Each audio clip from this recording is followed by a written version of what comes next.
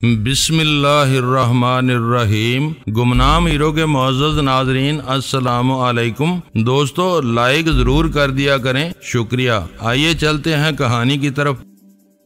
इन्होंने अकरम इलाही के भांजे मकबूल चौधरी का नाम लिया है, जो अपने मामू की गैर हाजिरी में फ्रीडम इंटरनेशनल के सारे अमूर की देखभाल कर रहा है। जलाल की वजाहत ने मेरे सामने पूरी सिचुएशन अयां कर दी। मकबूल चौधरी ने नरगस की आगोश में पनाह लेने के बाद यकीनी तौर पर अपने किसी अमरीकी आका से राब्ता करके इसे जुल्म की दास्तान सुनाई थी। इसने जानबूझकर अपने मामू का जिक्र गोल रखा था। वो शिकायत इन ही खतूत पर वजारत खारजा तक जा पहुंची थी। अब इन्होंने सारी जिम्मेदारी हमारी हुकूमत पर रख दी है। जलाल अपनी बात जारी रखते हुए कह रहा था, अगर मकबूल को मजीद कोई नुकसान पहुंचा तो इसकी जिम्मेदारी हमारी हुकूमत होगी। इन्हें बता दो कि फ्रीडम इंटरनेशनल पूरी तरह फ़आल है। मकबूल अपनी किसी जाती मजबूरी की वजह से ज़ेरे ज़मीन चला गया है, इससे किसी का कोई वास्ता नहीं है। ये तुम कह रहे हो, मैं मुसलसल इनके 2 नंबर मिलाने की कोशिश कर रहा हूँ, मगर वो कटे हुए हैं। वहाँ से कोई जवाब मिल गया होता तो मेरी आधी परेशानियां खत्म हो सकती थी। इनका दफ्तर एक 4 मंजिला इमारत की पहली मंजिल पर है। तुम मेरा दिया हुआ नंबर मिलाओ, चौथी घंटी बजने के बाद तुम्हें अंदर की कहानी मिल जाएगी। मैंने इसे अकरम इलाही की डायरेक्ट नंबर नोट करा दिया।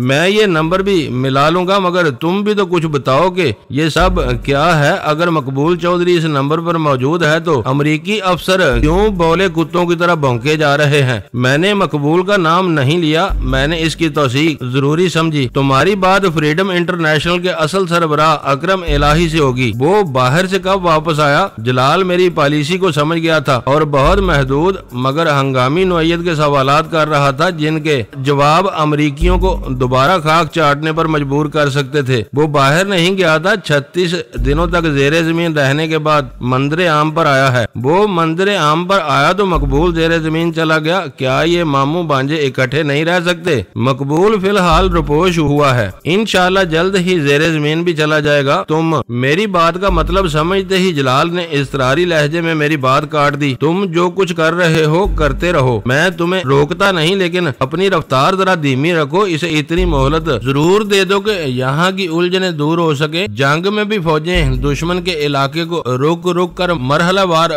फतह करती हैं। वो टैंकों से सब कुछ रौनती चली जाए तो आगे फतह होती रहती है, मगर पीछे से आने वाले बदनज़मी और तबाही का रेला सब कुछ बहा ले जाता है। कम अज कम अव्वल खान की आमद का इंतजार करो, वो सिपाही है, मेरी राय से इत्तफाक करेगा। तुम अमरीकियों की इस तेज तरीन शिकायत से अंदाजा लगा सकते हो कि मकबूल की डोरियां कौन हिला रहा है। वो हम में से नहीं है, सरासर हमारे खिलाफ जा रहा है। मैं तुम्हारी हर बात से मुत्तफिक हूँ, जलाल ने जवाब दिया। मैं सिर्फ ये चाहता हूँ कि कुछ अरसे के लिए हालात को जूं का तू रहने दो, ताकि मैं अमरीकियों का दबाव खत्म कराने में कामयाब हो सकूं। मैं कोशिश करूंगा, लेकिन कोई वादा नहीं कर सकता, मैंने पूरे खलूस से जवाब दिया। जो शख्स दोनों हाथों से दिन रात अपनी कब्र खोदने में मसरूफ हो, इसे कोई कब तक बचा सकता है? अब यही देख लो कि रात को किसी के हाथों जिक्र उठाने के बाद भी इसने होश के नाखून नहीं लिए, अपने किसी बाप से शिकायत लगा दी। वो इससे भी घटिया हरकत कर सकता था। मैं तुमसे कुछ उगलवाने की कोशिश नहीं कर रहा। अचानक जलाल का लहजा बहुत नरम और मोहतात हो गया। मकबूल चौधरी जहाँ भी है तुम्हारी नजर में है, या तुम अब भी इसकी तलाश में हो? मैं जलाल के सवाल पर दिल ही दिल में हंस कर रह गया। फिर इसे जवाब दिया, वो हमारी नजरों में है, बल्कि यूं समझ लो कि हम जब चाहें गर्दन पकड़कर इस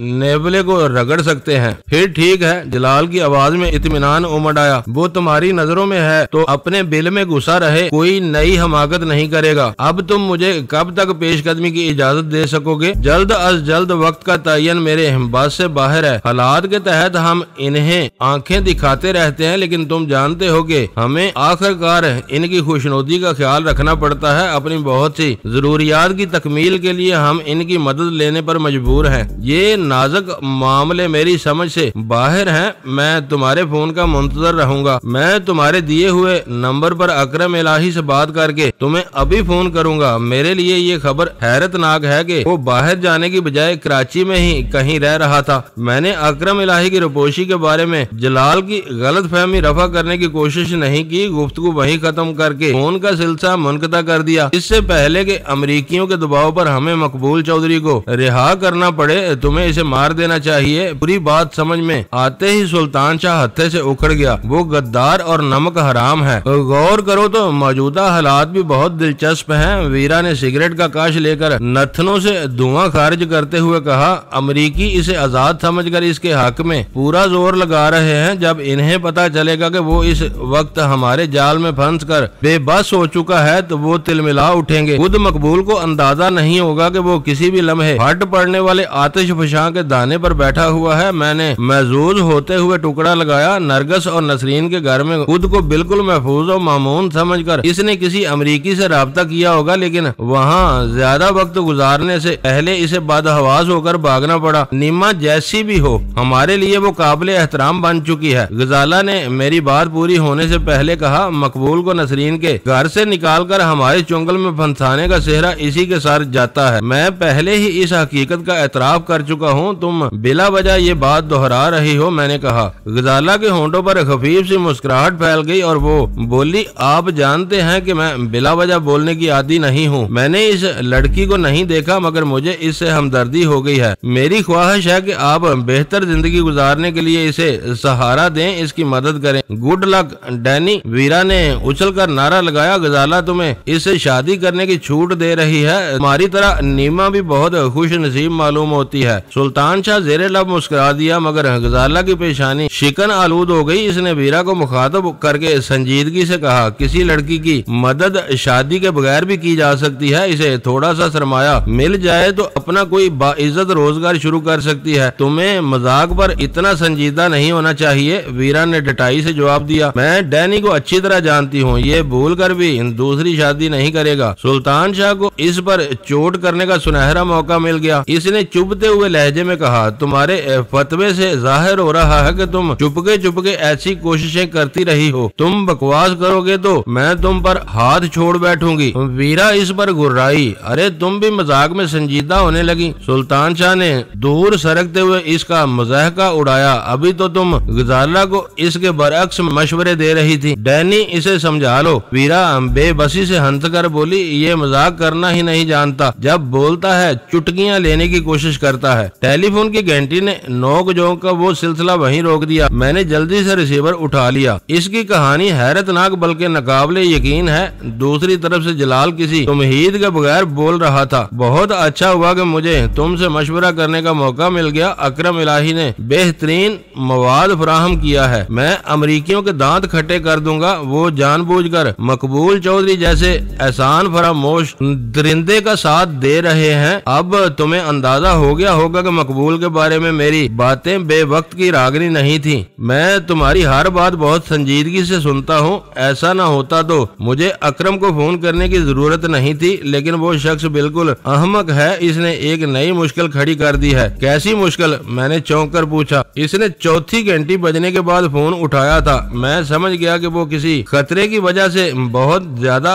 एहतियात से काम ले रहा है। इसकी जुबान खुलवाने के लिए मैंने गुफ्तगू की इब्तिदा अपने बाज़ाब्ता तारफ से की और वो बार बार मेरे एहसान का जिक्र करके आखिर तक शुक्रिया अदा करता रहा। मेरे मुसलसल इनकार के बावजूद ये बात इसके जहन में बैठ गई है कि मेरे आदमियों ने इसे मकबूल चौधरी के चुंगल से निजात दिलाई थी। तुम्हें इससे क्या परेशानी है? अच्छा है कि वो तुम्हारा एहसानमंद रहेगा। इस झगड़े के एक फरीक के तौर पर हमारा नाम भी मुलव्वस हुआ तो अमरीकियों के मौक़िफ़ को तकवीयत मिलेगी। वो यही कह रहे हैं कि फ्रीडम इंटरनेशनल को हुकूमत के इशारे पर तंग किया जा रहा है। हैरत है कि वो अभी तक अपने असल मोहसनों से बेखबर है। हम इस पर कोई एहसान करने नहीं गए थे। ये एक इत्तेफाक है कि वो वहाँ कैद था और हमारी वजह से इसे आजादी मिल गई। वो कोई बाकायदा ऑपरेशन नहीं था। इसकी गलत फहमी दूर करो। मामला तो सुधारने के लिए ऐसा होना जरूरी है। फिलहाल हमने इसे इसके हाल पर छोड़ा हुआ है। हमारी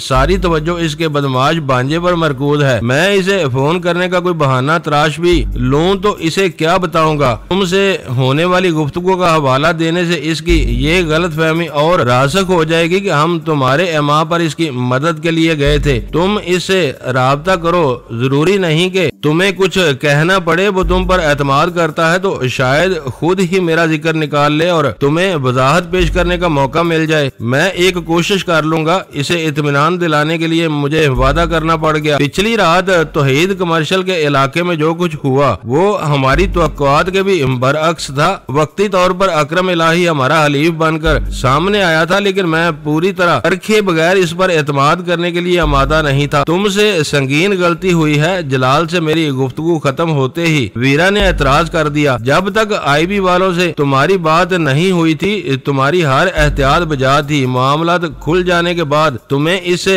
पूछना चाहिए था कि फ्रीडम इंटरनेशनल का माजी क्या था। वीरा का एतराज बजा था। फ्रीडम इंटरनेशनल पर मकबूल चौधरी का तसल्लुत सिर्फ 36 दिन रहा था। इससे पहले अकरम इलाही सफेद और स्याह का मालिक था। वो नुक्ता पहली बार हमारे जेरे गौर आ चुका था, मगर ऐन वक्त पर मेरे जहन से निकल गया था। मैंने जलाल से इसी वक्त बात करने की बजाय वो काम अगले दिन पर टाल दिया। वो सुबह के 4 बजे का अमल था और मैं गहरी नींद सोया हुआ था कि टेलीफोन की घंटी बजी और मुकर्ररा वक्फों से बार बार बजती ही रही। मैंने हड़बड़ाकर आंखें खोल दी। मेरे बराबर में गजाला दुनिया और माफिया से बेखबर आसूदगी की गहरी नींद सो रही थी। टेलीफोन की घंटियां इसे हसीनों रंगीन अरमानों की ख्वाबनाक दुनिया से वापस लाने में कामयाब नहीं हो सकी थी। मैंने रेस्ट वॉच पर निगाह डाली और हैरत से पलके झपकाते हुए रिसीवर उठा लिया। मेरा गनूदा जहन इतने सवेरे फोन करने वाले के बारे में सोचता ही रह गया और हामिद की आवाज मेरे इन सोचों का जवाब बनकर मेरे कानों में उतरने लगी। सॉरी सर, मेरी हेलो के जवाब में वो कह रहा था। इतनी सुबह नींद खराब करने पर माफी चाहता हूँ, लेकिन बात ऐसी थी कि मैं मजबूर हो गया। इसकी तुमहीद ने मुझे बुखला दिया और मैंने इसकी बात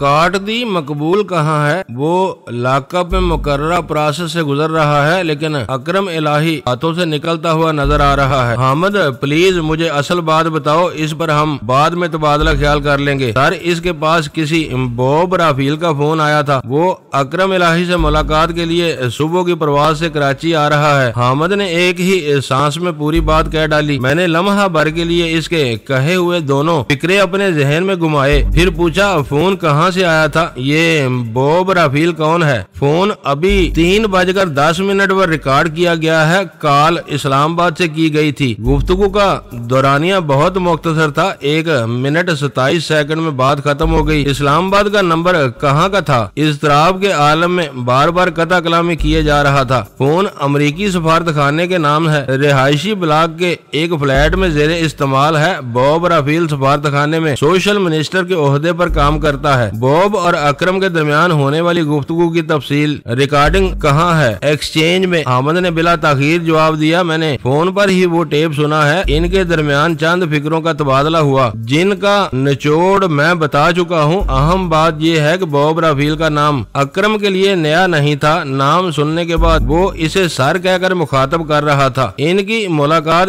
माइक्रो सेंटर में ही होगी। मैंने पूछा। इस वक्त तक मेरे जहन से नींद का खुमार काफूर हो चुका था और मैं बहुत तेजी के साथ इस पेश रफ्त पर सोच रहा था। वो 11 बजे पीसी के रेस्तुरान में मिलेंगे। हामिद ने इतला दी। गौर कर लो, ऐसा ना हो कि तुम इस रिकॉर्डिंग की कोई बात भूल रहे हो। आप चाहें तो एक्सचेंज फोन करके सिर्फ मेगाटोन 4 का हवाला दें, आपको टेप सुनवा दिया जाएगा। मैं अभी मुतल्लका आदमी को फोन पर पैगाम दे देता हूँ। ये कहकर इसने एक्सचेंज का नंबर बताया, जो मैंने लिख लिया। 11 बजे का मतलब है कि वो 10 बजे या शायद इससे भी पहले घर से निकलेगा। मैंने कहा गालिब इम्कान यही है। मैं 7 बजे 4 आदमियों पर मुश्तमिल एक ताजा दम विजिलेंस स्क्वाड वहाँ भेज दूंगा। वो लोग वायरलेस ऑपरेटर्स और मोबाइल फोन के जरिए हर वक्त मेरे राब्ते में रहेंगे। अकरम इलाही जो ही अपने घर से निकलेगा हमें इतला मिल जाएगी। इसका लहजा पुरएतमाद था। मैंने लम्हा भर के लिए सोचा, फिर कहा मैं खुद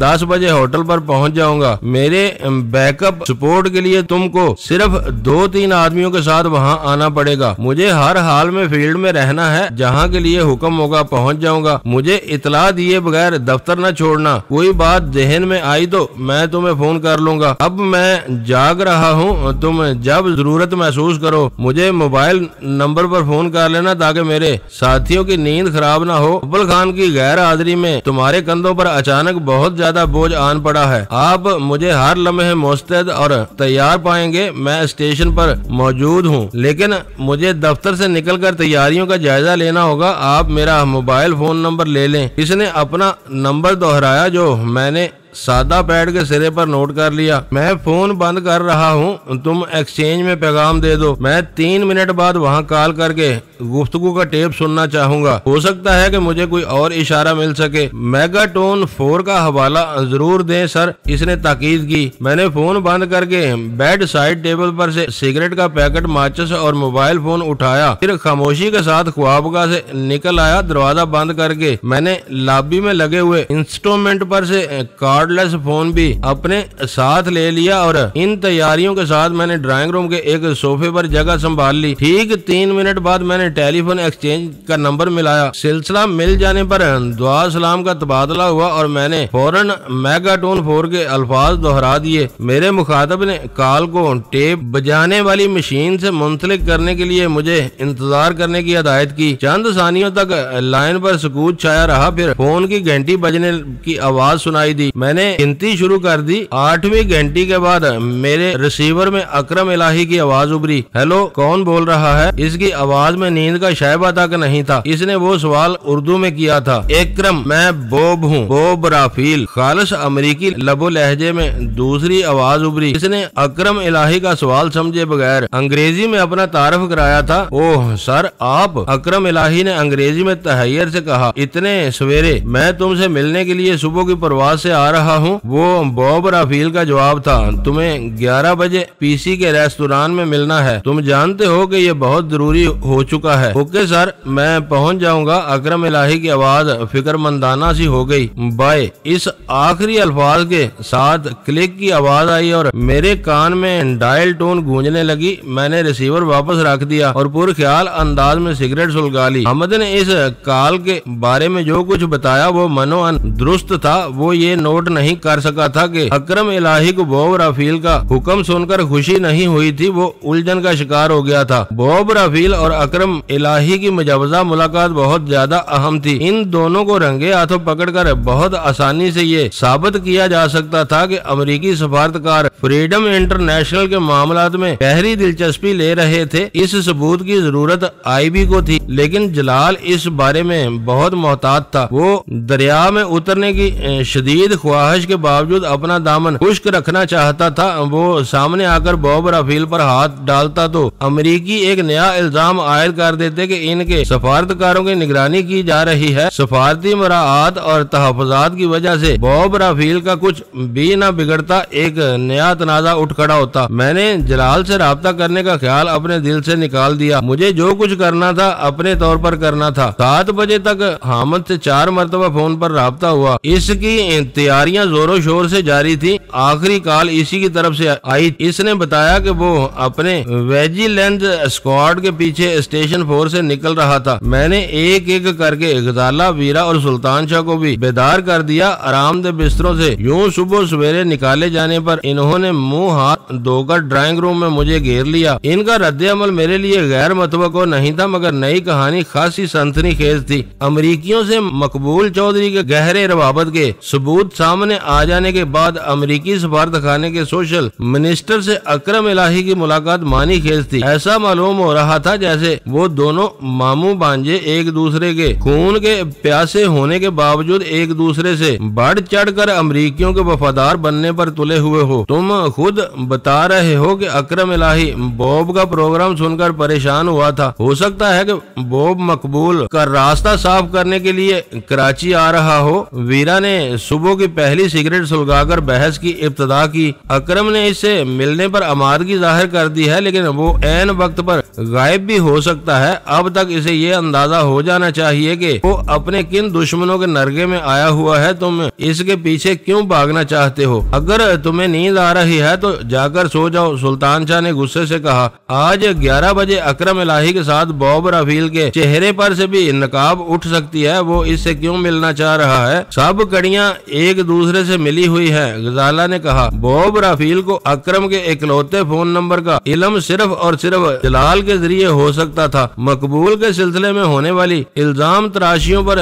जलाल ने शायद अपनी रिपोर्ट दे दी है। इसमें अकरम की वापसी और इसके फोन नंबर का जिक्र जरूर रहा होगा। वो रिपोर्ट वजारत खारजा से होती हुई रात में किसी वक्त अमरीकियों तक पहुंची और वो अकरम की राह पर लग गए। गजाला इस वक्त दूर की कोड़ी लाई थी। मैं इस सिमत में सोच ही नहीं सका था। रात को जलाल ने इसे फोन किया था। इसके बाद सुबह सवेरे बॉब राफील ने इससे राब्ता कर लिया। हमें इल्म ही नहीं था कि अकरम इन दोनों काल्द के बारे में क्या सोच रहा था। वो मुझे अपना हमदर्द तस्वर कर रहा था। इसी हवाले से इसने जलाल का शुक्रिया अदा किया था। मैंने जलाल से वादा किया था कि अकरम की गलत फहमी दूर करने के लिए इसे फोन करूंगा, मगर मैंने फोन नहीं किया। ऐन मुमकिन था कि अकरम इस वक्त किसी से मशवरा लेने की शदीद जरूरत महसूस कर रहा हो, मगर इसके पास मुझसे राब्ता का कोई जरिया नहीं था। वाहिद सूरत यही रह जाती थी कि मैं खुद इससे राब्ता करता। अगर इसका जहन साफ था तो इसे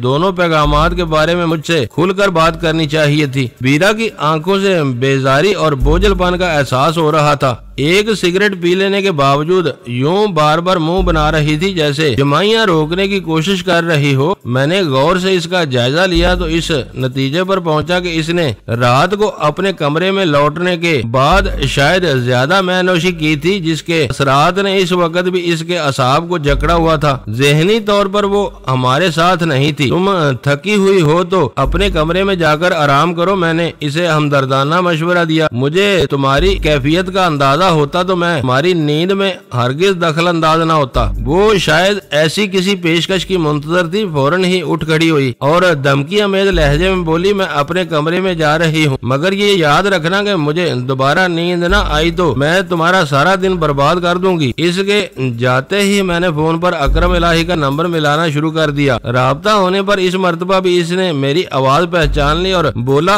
रात से मैं मुसलसल तुम लोगों के बारे में सोच रहा हूँ। ये तस्वर मेरे लिए सुहाने रूह बना हुआ है कि मैं अपने मोहसिनों के बारे में एक लफ्ज भी नहीं जानता। तुम लोगों का इंटेलिजेंस ब्यूरो से तो तलक नहीं है। मैंने हंसकर बेपरवाही से कहा, मुनासिब वक्त आने पर तुम्हें खुद ब खुद इस सवाल का जवाब मिल जाएगा। तुम्हें अचानक आईबी का ख्याल कैसे आ गया? खाली जहन में आने वाले ख्यालात को रोकना इंसान के बस से बाहर होता है। मैंने तुम्हारे खैरियत जानने के लिए फोन किया था। अपना दफ्तर कब से खोल रहे हो? अभी मैं खुद को संभाल रहा हूँ। यहाँ का निजाम अबतर है। इस एक नंबर के सिवा सारे फोन बंद पड़े हुए हैं। अगले हफ्ते से पहले दफ्तर खोलने के बारे में सोच भी नहीं सकूंगा। इसकी आवाज इसके जहनी इंतशार की निशानदही कर रही थी। लम्हा भर के तवक्कुफ के बाद इसने अचानक कहा, 36 दिन की कैद के बाद मैं बिल्कुल अकेला होकर रह गया हूँ। अपना कोई फोन नंबर दे दो तो मैं परेशानी में तुमसे कुछ मदद ले सकूंगा। मकबूल के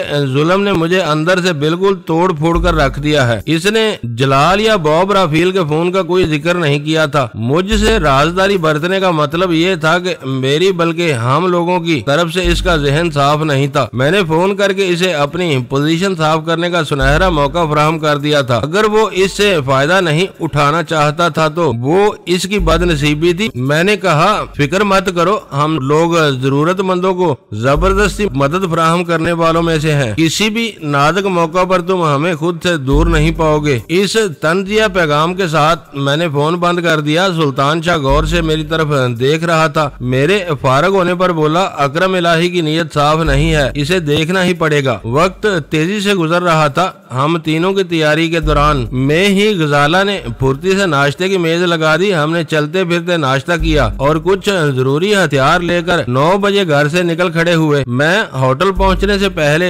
तौहीद कमर्शियल का एक चक्कर लगाकर ये देखना चाह रहा था कि हामिद ने वहां अकरम इलाही की नकलो हरकत की निगरानी के लिए क्या बंदोबस्त किया था। हम रास्ते में थे कि मोबाइल फोन पर हामिद का पैगाम आ गया, सर निगरानी का पूरा इंतजाम हो गया है, वो जैसे ही घर से निकलेगा हमें इतला मिल जाएगी। मैं इस वक्त होटल की तरफ जा रहा हूँ। रेस्तुरां में दाखिले के रास्ते पर कड़ी नजर रखो, थोड़ी देर में हम भी पहुँच रहे हैं। ड्राइविंग करते हुए मैं हल्का सा असाबी तनाव महसूस कर रहा था। शायद नींद पूरी होने से पहले सुबह के 4 बजे बेदार होने की वजह से असाबी कशीदगी सर उबार रही थी। फिर मेरे जहन में एक फिक्र और भी सवार होने लगी थी कि जिस तरह हम लोग अकरम इलाही को पहचानते थे, इसी तरह वो भी हम सब को अच्छी तरह देख चुका था। आखिरी मरहले से पहले वो अपने आसपास हमारी झलक भी देख लेता तो आने वाले वाकयात का पांसा पलट सकता था। इस खतरे को टालने के लिए ये जरूरी था कि हम हालात का जायजा लेकर वक्त से पहले रेस्तुरां के गिर्द अपनी अपनी कमी गाहों में जगह संभाल लें। तौहीद कमर्शियल में जिंदगी के आसार जरूर थे, मगर ज्यादा गहमा गहमी नहीं थी। इलाके में वही दुकानें खुली थी जिनका ताल्लुक खुर्दोनोश और रोजमर्रा जरूरियात से था। वहाँ की कारोबारी सरगर्मियां देर से शुरू होकर शायद शाम डले ही इख्तिताम को पहुँचती थी। माइक्रो सेंटर से काफी फासले पर से गुजरते हुए मैंने देख लिया कि हामिद के आदमी इस इमारत के दोनों रास्तों पर मौजूद थे। अकरम इलाही के लिए ये मुमकिन नहीं था कि इन्हें जुल देकर माइक्रो ऑटो या इमारत के अकबी रास्ते से कहीं भी जा सके। जहन में एक नुक्ता आने पर मैं जरा सा मुस्तरब हुआ। हामिद ने अकरम इलाही को अपनी आंखों से देखा था, लेकिन मगर मुझे यकीन था कि इसके आदमी अपने मतलूबा शिकार से वाकिफ नहीं थे। लेकिन फिर मैंने खुद ही इस सवाल का जवाब तलाश कर लिया। इस वक्त माइक्रो सेंटर में अकरम इलाही के सिवा कोई दूसरा मुतनफ़्फ़िस मौजूद नहीं था। इमारत से बाहर आने वाला इसके सिवा कोई और नहीं हो सकता था। हामिद ने इन्हें यही हुक्म दिया होगा कि वो इमारत से निकलने वाले पर नजर रखें और इसे बाखबर कर दें। 9:45 बजे सुल्तान शाह ने होटल के पोर्च में मेरी जगह संभाली और गाड़ी को पिछली पार्किंग लॉट की तरफ ले गया। मैं पोर्च में उतरकर तेजी से दाखिली दरवाजे की तरफ बढ़ गया। अंदर घुसने के बाद बाएं हाथ पर वो रेस्तुरां था जहां 11 बजे बॉब राफील और अकरम इलाही की मुलाकात होने वाली थी। मुझे हामिद के इंतजार में एक लम्हे के लिए भी नहीं ठिठकना पड़ा। वो लॉबी के किसी सोफे में धंस कर दाखिली रास्ते की निगरानी कर रहा था। मेरी झलक देखते ही अपनी जगह छोड़कर तीर की तरह मेरी तरफ आ गया। लॉबी में मेरे 3 आदमी मौजूद हैं। इसने हाथ मिलाकर मेरे साथ चलते हुए रिपोर्ट दी। वो अभी तक घर पर है। इमारत से चिड़िया का बच्चा तक बाहर नहीं निकला। वो मुझे अपने साथ लेकर इसी सोफे की तरफ बढ़ गया जिस पर इसका रुमाल पड़ा हुआ था। मैंने पहली नजर में भांप लिया कि इसने बरवक्त पहुंचकर लॉबी के बेहतरीन ठिकाने पर कब्जा किया था। हम दोनों वहीं एक दूसरे के साथ बैठ गए और हामिद ने मुझसे पूछकर एक गुजरती हुई वेट्रेस को कॉफी का ऑर्डर दे दिया। कुछ देर बाद सुल्तान शाह भी दूसरे दरवाजे से गदाला के साथ दाखिल होकर लॉबी के इसी हिस्से में आ पहुंचा। इसने उछटते हुए अंदाज में हम दोनों पर निगाह डाली। फिर वो दोनों एक ऐसी जगह जा बैठे जहां उनकी पुश्त दाखिली दरवाजे की तरफ थी, मगर वो बराह रास्त हमारे सामने थे। काफी आई वक्त धीरे धीरे गुजरता रहा। 10:15 बज चुके थे, लेकिन माइक्रो सेंटर की निगरानी करने वालों की तरफ से कोई इतला मिली थी ना होटल में कोई शनासा चेहरा दिखाई दिया था। 10:30 बजे मेरे इमा पर हामिद ने मोबाइल फोन पर अपने आदमियों से राब्ता किया। इन्होंने बताया कि वो अपनी अपनी जगहों पर पूरी मुस्तैदी से मौजूद थे। इमारत से कोई बाहर नहीं निकला था। वो इंतहाई गैर मामूली बात थी। मुझे बेचैनी होने लगी। हमारी निगाहों के सामने अमरीकियों समेत हर रंग और नस्ल के लोग होटल में आते जाते रहे। इनमें से कई रेस्तुरां की तरफ भी गए थे, लेकिन हमारे लिए इनमें से बॉब राफील को पहचानना मुमकिन नहीं था। हम सिर्फ और सिर्फ अकरम इलाही के जरिए इसे शिनाख्त कर सकते थे और वो मरदूद अपने फ्लैट से हिलने का नाम ही नहीं ले रहा था। सुई की घड़ियां आगे बढ़ने के बावजूद हर महाज पर सन्नाटा छाया रहा तो मेरे तनफ्फुस की रफ्तार तेज होने लगी। खून के बढ़ते हुए दबाव की वजह से मुझे अपनी कनपटियां दुखती हुई महसूस हो रही थी। 11:15 बजे मैंने इज़्तिराब के आलम में अपनी जगह छोड़ दी। हामिद भी मेरे साथ उठ खड़ा हुआ। मान मेरे जहन में एक खौफनाक ख्याल ने सर उबारा। माइक्रो सेंटर से निकलने के तीसरे रास्ते को हम बिल्कुल ही भूल बैठे थे। वो वही रास्ता था जिसके जरिए हमने मकबूल और अकरम तक रसाई हासिल की थी। अगर अकरम की नीयत में कोई खोट था तो वो भी अपनी छत से फरार होकर बाला ही बाला किसी दूसरी इमारत से बरामद होकर होटल पहुंच सकता था। माइक्रो सेंटर निगरानी करने वालों की कानों कान भी पता नहीं चलता कि वो घर से गायब हो चुका है। इसके लिए होटल में दाखिल होना कोई बड़ा मसला नहीं था। ऐन मुमकिन था कि वो हमारी नजरों के सामने से गुजरा हो और हम इसे न पहचान सके हो। स्वभाव बहुत सीधा और मंतकी था। हमने इसे इस हाल में देखा था कि इसका पूरा चेहरा लंबे लंबे खुदरो बालों से ढका हुआ था। सर के बालों की तराश खराश और शेव के बाद शायद हम में से कोई भी इसे पहली नजर में पहचान लेने का दावा नहीं कर सकता था। मैं इन इम्कानात पर जितना गौर कर रहा था, मुझे इनमें से जान नजर आ रही थी। 11:05 पर हामिद ने अपने आदमियों से एक मरतबा फिर राब्ता किया। इनका जवाब मायूस कुन था। मेरे पीछे आओ, मैंने सरगोशियाना लहजे में इसे हदायत की और लंबे लंबे डग उठाता रेस्तुरान की तरफ जाने वाली पेशादा राहदारी में हो लिया। हुलिये में नुमाया तब्दीली की वजह से हम एक नजर में इसे नहीं पहचान सकते थे, मगर मुझे पूरा यकीन था कि वो दूर से एक झलक देखकर अभी हमें शिनाख्त कर लेगा। मैं तेजी से रेस्तुरान की तरफ जा रहा था।